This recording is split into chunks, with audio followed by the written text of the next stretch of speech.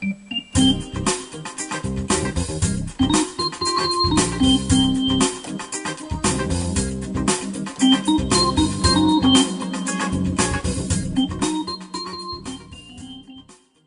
stools was not really something that I went with the shed build, but I had thought if I was going to spend much time over here at this bench, I wanted something to sit on. Having never built any such stool or chair or furniture like that before, I thought I would do a test run and make me a little footstool. So I built this little gizmo here. It's kind of a test run. I used two 2x6s and then glued them together and had a spline of hardwood in there. I don't know if the camera picks that up or not, but that was how I decided to do the top. And then I had to figure out, you know, the angle here, and I ran across somebody's YouTube video that said the magic angle was 13 degrees, you know, from perfectly straight up, so I did 13 degrees.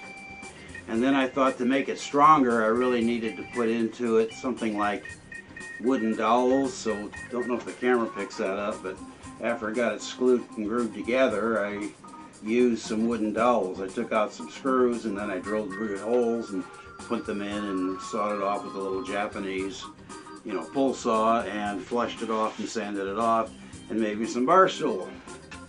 Actually, it's a footstool. So, and then to get these kind of pieces in here, I didn't know what the angle was, so I just sort of put something up there and drew a pencil line and stuck it in there and put some screws in, and away we went. Well, that worked out pretty good, except when you stand on it and you put your foot over on the side, the thing tips.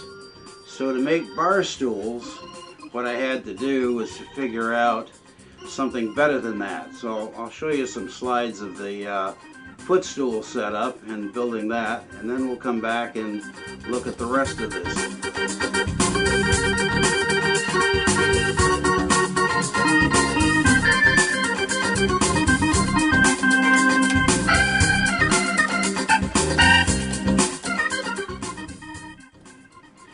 Well, having accomplished my footstool, I decided I would go ahead and do the big ones, the regular bar stools. So the technique was basically the same. It was the same 13-degree angle, but this time instead of doing it this way, I splayed it out, you know, in all four directions.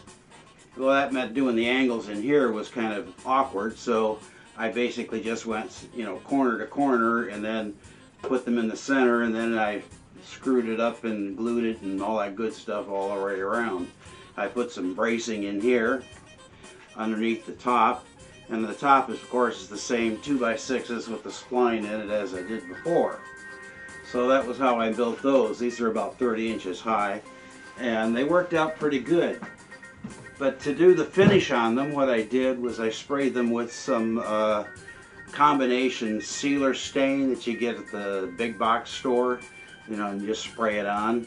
And what I did was, you know, it made it one uniform color, kind of like the rest of the outside of the shed and other things I've done in here.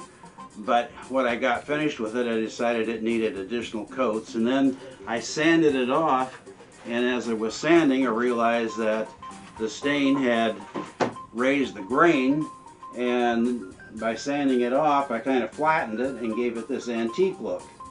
So that was pretty happy for me. It was sort of like a, well, it turned out better than I expected it to. And they're actually very solid, and by taking out my screws that I used instead of clamps to hold things together while the glue dried, I then re-drilled it again and put in 1/4-inch oak dowels and cut it off again with the saw and made it stronger than ever. And now they're extremely strong, although they're not exactly what you'd call lightweight. But I think they would hold up several hundred pounds, and it holds up my couple hundred pounds pretty good. So all the way around, I'm pretty happy with my bar stools, but then, you know, in the house I have no bar to put them against. So yeah, they are permanently homed out here in the shed. And will I spend any time at the bench working on it? Well, probably not. unless I decide to put a SDR radio out here and make that part of my Radio Shack setup. So, who knows? Maybe I will and maybe I won't. We'll find out in the long run. Meanwhile, I've got better things to do.